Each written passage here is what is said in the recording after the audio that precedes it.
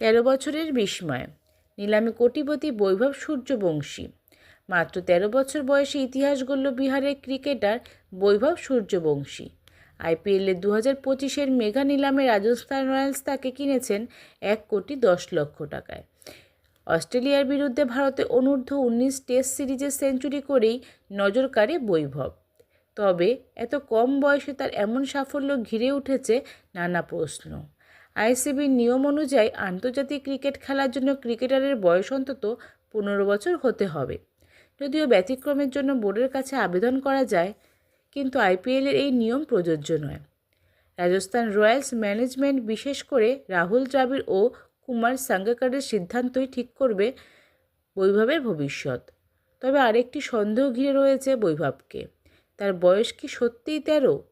বৈভবের বাবা সঞ্জীব সূর্যবংশী স্পষ্ট জানিয়েছেন তার ছেলের বয়স 13 বছর।